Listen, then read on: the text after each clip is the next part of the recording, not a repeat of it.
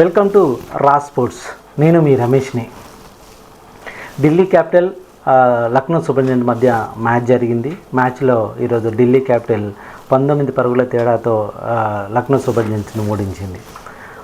మొదటి బ్యాటింగ్ చేసిన ఢిల్లీ క్యాపిటల్ 208 పరుగులకు గాను 20 ఓవర్లలో 4 వికెట్లను కోల్పోవడం జరిగింది.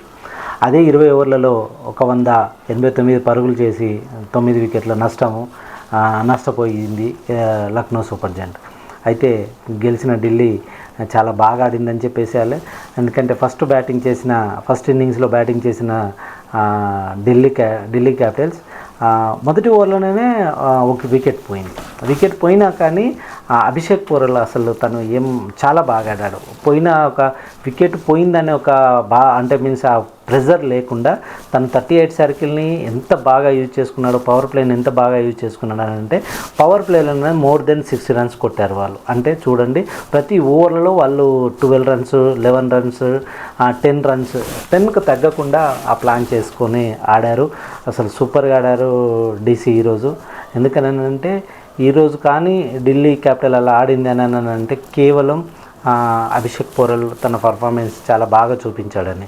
ఇక నెక్స్ట్ ఇన్నింగ్స్కి వచ్చిన లక్నో సూపర్ జెయింట్స్ కూడా బాగా ఆడుతుందని అందరూ అనుకున్నారు. ఎందుకంటే లాస్ట్ మ్యాచ్లో ఓడిపోవడం జరిగింది. ఈ మ్యాచ్ చాలా జాగ్రత్తగా ఆడతారని అందరూ అనుకున్నారు, కానీ అలా జరగలేదు. ఫస్ట్ ఓవర్లోనే ఇషాంత్ శర్మ వేసిన బాల్లో కేఎల్ రాహుల్ క్యాచ్ అవుట్ అవ్వడం అనేది ఫస్ట్ ఓవర్లోనే జరిగింది. దానివల్ల ఒకరికొకరు ఇలా పెవిలియన్ దారి పట్టారు.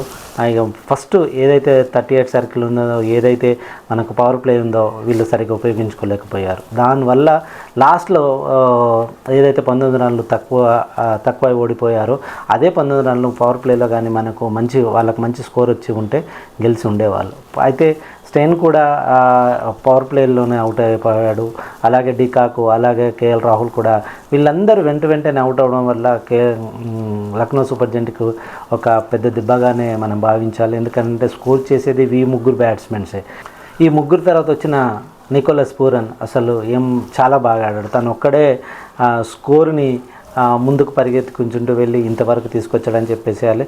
తను 27 బాళ్ళలో 61 రన్స్ కొట్టి తను లక్నో సూపర్ జెయింట్స్లో సూపర్ బ్యాట్స్మెన్ అంటే అత్యధిక పరుగులు చేసిన బ్యాట్స్మెన్గా ఈ మ్యాచ్లో తనే ఉన్నాడు.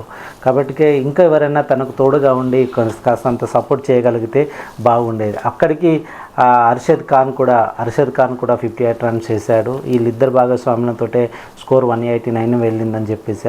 ఇంకా ఎవరైనా ఒక్క బ్యాట్స్మెన్ కూడా వీళ్ళకి అంటే కేఎల్ రాహుల్ కానీ, లేకపోతే డికాక్ కానీ, లేకపోతే స్టెయిన్ కానీ ఒక తోడై ఉంటే వీళ్ళు ఈజీగా ఈరోజు మ్యాచ్ గెలిచేవాళ్ళు. కానీ వాళ్ళు వెంటనే అవుట్ అవ్వడం వల్ల, తక్కువ స్కోర్కి అవుట్ అవ్వడం వల్ల ఢిల్లీ చేతిలో లక్నో సూపర్ జెయింట్స్ మళ్ళీ ఓడిపోయింది. చూద్దాం రానున్న మ్యాచ్లోనైనా ఈ లక్నో సూపర్ జెయింట్స్ తన పర్ఫార్మెన్స్ని ఎలా చూపిస్తుంది అనేది మనం ఇంకా వేచి చూడాలి. Thank you very much. మీరు అందరు రా స్పోర్ట్స్ చూస్తున్నందుకు. చూడడమే కాదు, దయచేసి దీన్ని సబ్స్క్రైబ్ చేయండి, షేర్ చేయండి, లైక్ చేయండి.